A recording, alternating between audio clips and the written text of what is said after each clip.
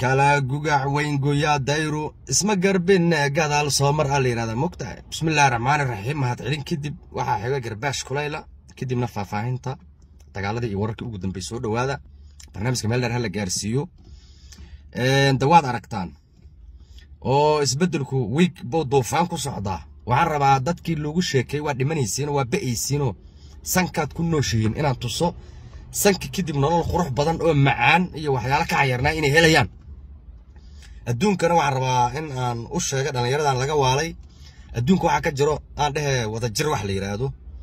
qof dhuuntay ee naftiisa been u sheegay dadkiisana u sheegay kuwa u tagayna u sheegay waxba lagama sugo maantay daawo 150 kartoon daawada nuucyadeeda oo fagaara lagu furay baa la keenay raggii ninkii ummadda ka hor leexiyay baa keenay ninkii ugu sheekay dadka macalkoo dhaawaca baana meeysiino beenaalahaayna wuxuu keenay 7 kartoon oo la gubay oo qashan karoona dharkii uu ku jiray xilligiisii waxaan rabaa moogtaa dadka inaan u sheego sanbaloolsho kadib cali madaxweyne inuu barwaaqo dagaayo oo laga waalin mahadcelintan ku bilaabayaa guud ahaan intii ka soo shaqeysay intii isku xilqaantay intii waqtigeeda u soo deysay xildhibaanada dawladda Soomaaliya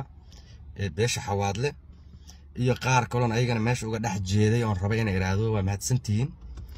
iyo gudoomiyaha gobolka Banaadir ahna duqa Muqdisho General Mungab ee madaxweynaha dalka Soomaaliya askari imaan ninkaas waa general wixii general iska kiin leh waa iska kiin lahayn ninkaas anagu ciidamada furmaa ku jira dadku waa iskaga dhow yihiin marka wixii generalana waa iska kiin xignaahe Mungab si gaar ah u salaama xogayaha gobolka Banaadir sidoo kale meesha uga jeeday xildhibaanad koos awdal state sidoo kale waxa waa walaalaheeda xawaalada maanta ku dhex jirtay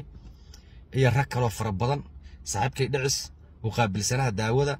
furumaha kana tirsan maamulka gobolka Banaadir qashankii hore ninkii gubay dadka ma tiri karo maama jawaar baarqab guud ahaan mahad celin shaqadiinii qarankaad qabateen shaqada leedanka raba baad qabateen dagaal baa lagu jiraa sida uu generalku sheegay waa Mungab generalka riiran maahane wax sadaqaha uma jiraan waa hawl qaran oo waajib buu yiri general warkiisu waa cad yahay general ma duceeyo gacmahana kor uma taago mana baryo tamo marka warku inuu cad yahay la rabaa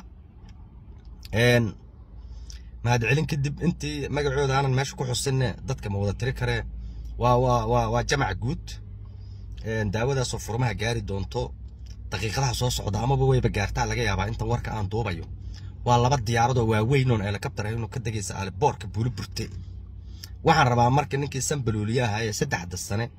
beesha xawaadle oo gambarku u horyeelay si gaarana beesha cali madaxweyne ka dhigay qabiil aanan jirin aanu cidi soo dirtay ma qaane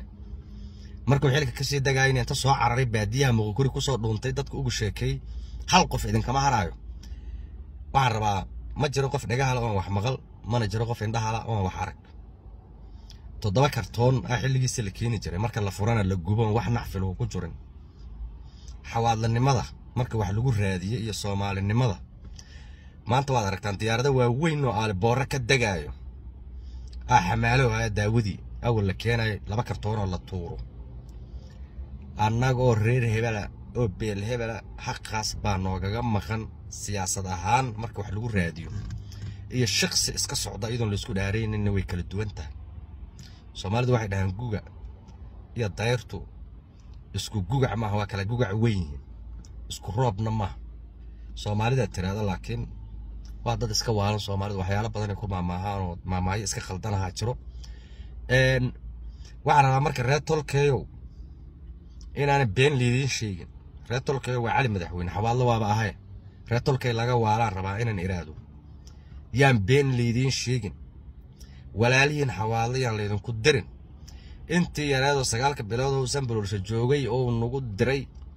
wixii nagu dhacay wax taariikhda in lagu qoro u baahan waa in la ilooba ma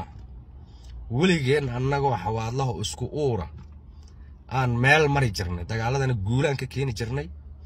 aftahanimada iyo fagaarayaasha caalamiga ah guulaan ka keeni jirnay laakiin maxamed cabdullaahi sanbalooliye markuu xero baarta maxaaseed ku taal nagu soo ooday kadibna uu ku soo qatimay geedka raqaga ah ee Muquri wixii ka dambeeyay markii la yiri halo kaadiyo ayaga imaanayeen waxaan u maleeynaa wixii dhacay hadda cid moog oo kadib dhalato taariikh hore looga sheekaynaa ma jirto waaba sanadka aan ku jirro wixii uu hadda dawlad ka keeni jireen waad ogtay inuu 7 kartoon oo lugubay ahaa jireen weligiis garaadana ma keenin wiil cali madaxweynaha xataa boos uma raadin wuxuu nagu sheekay inuu xawaala daanyeerya cali madaxweynaha oo adduunka baraayo waxaan soo waynaa hal wiil oo cali oo garaado loo xiriyo hal wiil oo cali oo meel la geeyo ka shaqeeyo cali qabuuraha loo siisiday cali sariiraha saaran oo taqaatiirtu ay lacag ka sameeyaan oo isbitaalada xamar buuxiyo waxaan ahayna 9 bil weyn markuu soo cararayo xasan sheekh oo wiil wareer abtigay in la diyaar u mihiye ana masiibada ka qabanayo ninkii naga eriyayna dad wiil run sii moodo waa libaaxa hal dhaafo hal soo celiyo xildhibaanka hal saaro waa dhimanayna dhaawac biilaaho waxa saxba kama jirto geela dhaawac xunana xawaala keeno lacagta bangiyada ku jirtana xawaala keeno waxa wada lagu waa ilaahay ugu ogaa inaan ka hoos lagu arkay calina waa xawaale marka walaalayaal wada jir aan wax u raadsano oo yaana laga waalin dadka laga waalo laba qolaba juga gaartay cali madaxweyne kaligiis maan joogto agoon nimanka yeleeraba juga gaartay xildhibaan xuma helay waad ogtiin agoon cabdallo weligood ba kaalinta koobaad ahaayo cali madaxweyne markaad aragto aad agoon arki jirtay la waay meel ay ka baxeen hal gabar oo iska socoto ayadoona oo kale reebtigeed yabar madaxweyne ka keentay raganimadaasoo agoon kuma ogeyn nadar la yiraahdo oo soo noqnoqoto waxaan ahayn bishii kaalinta labaad ahayd waa la waay mugta ruushka mareykanka jayna kaalimahay ku jiraan mugta koobaad labaad saddexaad waxyaalo waaqic oo jiro la inkiri karana jiro kaalinta koobaad cali markii la yiraahdo kaalinta labaad agoon ahaa jirta hadda agoon xataa lambar 10 kuma jiro intii horena waa ka badan yahay dadku waa bateen deegaankuna waa batay meelan deegaan ahaa jirna hadda deegaana ama degmooyin maxaa yeelayo nin ciid la yiraahdo yeelay cali madaxweynene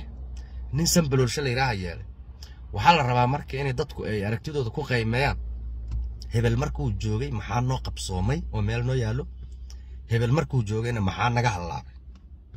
waa inaad isku qiimeysaa markuu hebel joogay wixii ku qabsoomay iyo markuu hebel tago wixii ku qabsoomay meel dheer adoona ka raadin asoo wili aanan xilkii sii wareejin oo sii joogo Nairobi ku dhuumanayo markii maqukuri laga soo qabtay maanta 250 kartoon oo daawo ku digaysa xilligiisina 7 la keeni jiray la gubo waa bilowga koobaad oo dadku wax lagu fahansiin karo la dhigi karo shalayna 7 kartoon oo la gubay oo gudahooda waxba ku jira maantana 150 kartoon oo liira dhiciso iska fiiri ummadda ilaahay xawaalo ma necbo ummadda ilaahay xawaalo dib kuma qabto ummadda ilaahay xawaalo inay garab taagnaadaan jecel yihiin laakiin xawaalo nin baa meel ku xirtay ugu xirnaa jireen hadda idin sheega dhibaatada ugu weyn oo xawaalo soo gaartay 80% waxay soo gaartay waa lafta cali madaxweyne sanbaloolsh